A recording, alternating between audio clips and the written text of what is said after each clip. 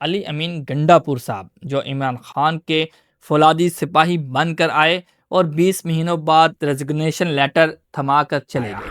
جب ان کے دور میں اقتدار سنبھالا تو بڑے بڑے دعوے کیے، کہا صوبہ بدل دوں گا، نظام درست کروں گا، عمران خان کی رہائی میرا مشن ہے۔ بظاہر وہ کہتے رہے میں عمران خان کے ساتھ ہوں، لیکن عمل سے لگتا تھا کسی اور کے ساتھ بھی مشورہ جاری ہے۔ پشاور کے جلسے میں خود اپنے کارکنوں نے گو گنڈا پور گو کے نعرے لگائے۔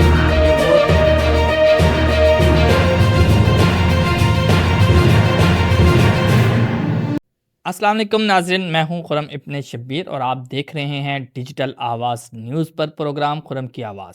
کہتے ہیں سیاست میں وعدے زیادہ نتائج کم ہوتے ہیں، لیکن کچھ سیاستدان ایسے بھی ہوتے ہیں جو وعدے تو بہت کر جاتے ہیں، پھر خود ہی انہیں یاد نہیں رہتا کہ انہوں نے کیا کہا تھا۔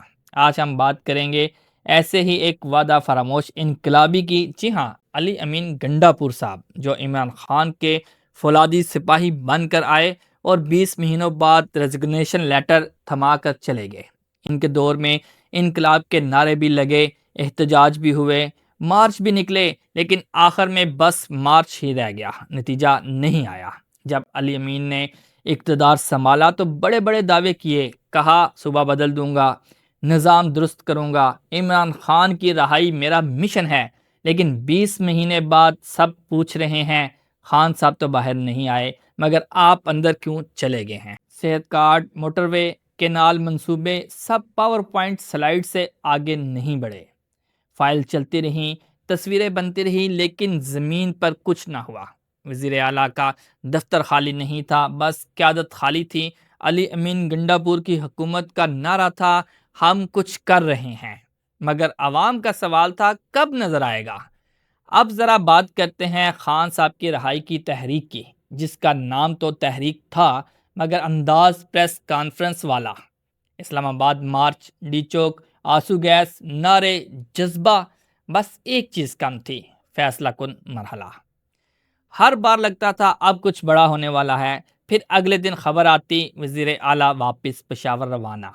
علی امین ہر بار وعدہ کیا اس بار اسلام آباد کو لاک کر دوں گا، لیکن ہوتا یہ رہا کہ لاک تو کچھ نہیں ہوا، بس پارٹی کے دروازے ان کے لیے آہستہ آہستہ بند ہوتے گئے۔ سیاست میں کبھی کبھار چیخنے سے نہیں، چالاکی سے کام لینا پڑتا ہے۔ علی امین گنڈا پور صاحب چیخیں تو بہت مار گئے، لیکن کھیل کوئی نہیں جیت پائے۔ ایک طرف عمران خان کی محبت، دوسری طرف اداروں کا دباؤ، بیچ میں علی امین گنڈا پور۔ کبھی لاہور میں مذاکرات، کبھی پشاور میں اجلاس اور کبھی اسلام آباد میں خاموشی۔ بظاہر وہ کہتے رہے میں عمران خان کے ساتھ ہوں، لیکن عمل سے لگتا تھا کسی اور کے ساتھ بھی مشورہ جاری ہے۔ سیاست میں سب کو خوش رکھنے کی کوشش ایسا ہی ہے جیسے ایک وقت میں چائے بھی گرم رکھنی ہو اور ہاتھ بھی نہ جلیں۔ آخر میں دونوں ٹھنڈے ہو جاتے ہیں۔ پارٹی کے اندر حالات اور بھی خراب ہو گئے ہیں، کچھ وزراء ناراض، کچھ ایم پی ایس غائب، اور کچھ جو کہتے تھے خان کے ساتھ ہیں اب کہنے لگے ہیں کہ یہ وزیر اعلیٰ کس کے ساتھ ہے۔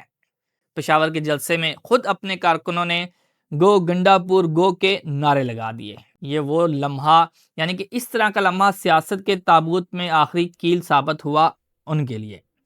جب کارکن اپنی قیادت پر تالیاں بجانے کے بجائے نعرہ لگانے لگیں تو سمجھ لیں کہ انقلاب نہیں بلکہ مخالف نعرہ لگانے لگیں تو پھر سمجھے کہ انقلاب نہیں، اختتام شروع ہو چکا ہے۔ 20 مہینے گزرے، نہ عمران خان رہا ہوئے، نہ صوبہ بدلا اور نہ ہی عوام کے چہرے پر اطمینان آیا۔ بس ایک ہی چیز بدلی، وزیر اعلیٰ ہاؤس کا بورڈ۔